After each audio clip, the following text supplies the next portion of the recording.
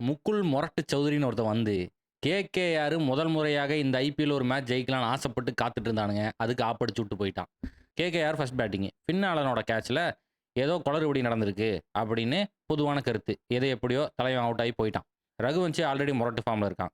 கூட ரஹானேவும் நல்லா ஆடிட்டு இருந்தாப்ல. இவங்க 2 பேருமே 40க்கு மேல அடிச்சிட்டாங்க. 11வது ஓவர்ல ரஹானே அவுட்டு.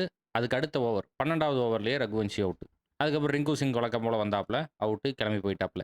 ராவ்மன் பவுல் பழைய காலத்து ட்ரேரஸ் அடிய போட்டிருக்காப்ல. Game green முக்குன்னு முக்குறாப்ல. ஒண்ணுமே பண்ண முடியல. 19 பாலுக்கு வெறும் 19 ரன். மேட்ச் ஃபுல்லா ஜெபம் பண்ணியிருப்பானாட்டிருக்கு. ஒரு 6 வெளுத்துட்டான் பாஸ். என்ன குஷி அவன் மூஞ்சில. சரியான சந்தோஷத்துல இருக்கான். இவங்க 2 பேர் அடிச்சதுல 181 ரன் வந்துருச்சு. எல்எஸ்ஜி 182 அடிச்சா வெற்றி. ஃபர்ஸ்ட் 3 ஓவர் மிச் மார்ஷும் ஏடன் மார்க்ரமும் நல்லா தான் விளையாண்டு இருந்தாங்க. 5வது ஓவர்ல வைபவ் கௌராமேன் வந்து 2 விக்கெட் ஒரே ஓவர்ல. Aden மார்க்ரமும் out. மிச் மார்ஷும் கிளம்பி போங்கன்னு அனுப்பிச்சு விட்டாப்ல. ரிஷப் பந்த் 9 பாலுக்கு 9 ரன். பால் போட வர்றது கேமரூன் கிரீன். 2வது பாலே ரிஷப் பந்த தூக்கிட்டாப்ல. இந்த மாதிரி ஒரு அதிசயம்லாம் இந்த ஐபிஎல்ல நடக்குமான்னு நினைச்சேன். நடந்துருச்சு. நிக்கி பி வராப்ல ஒரு 6 அடிக்கிறாப்ல கிளம்புறாப்ல. 104 ரனுக்கு 5 விக்கெட் போயிருச்சு.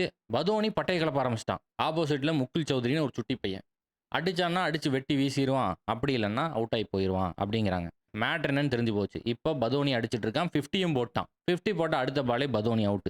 சிஎஸ்கே மட்டும் தான் இந்த ஐபிஎல்ல ஜெயிக்காத ஒரு டீம்னு சொல்லிட்டு ஒரு வீடியோ ரெடி பண்ணி போடலாம்னு யோசிச்சுட்டு இருந்தேன். ஒரு காலத்துல மஞ்சள் கலர் சட்டைய போட்டு 7ஆம் நம்பர் ஜெர்சியை போட்டு ஒருத்தர் அடிப்பாப்ல. அந்த ஷாட்டுக்கு பேர் வந்து ஹெலிகாப்டர் ஷாட். அந்த மாதிரி ஸ்ட்ரெயிட்ல ஒரு ஹெலிகாப்டர் அடிச்சான். ஹெலிகாப்டர்லாம் காட்டுறான். அதனால ஏதாவது ஆயுதம் வச்சிருப்பான்னு சொல்லிட்டு இவன் அவுட் ஆகுற வரைக்கும் மேட்சை பார்ப்போன்னு உட்காந்து பார்த்துட்டு இருக்கேன். கடைசி 3 ஓவருக்கு 48 ரன் தேவை. அதுக்கப்புறம் தான் புரிஞ்சுது எல்லா ஆயுதத்தையும் பேட்ல வச்சிருக்கான். பீரங்கி அடி போட்டான் பாஸ். அடிச்சாலே 6 தான் அடிப்பேன்னு ஒத்த காலில் நிற்கிறான். எல்எஸ்ஜி ஜெயிக்கிறதுக்கு கடுகளவு கூட வாய்ப்பு இல்லாமல் இருந்துச்சு. பயவுள்ள அடிச்ச அடியில இப்போ ஒரு பாலுக்கு 1 ரன் தேவை. குடு குடு குடுன்னு ஓடி ஒரு ரன்னை எடுத்து எல்எஸ்ஜி ஜெயிச்சு போட்டானுங்க.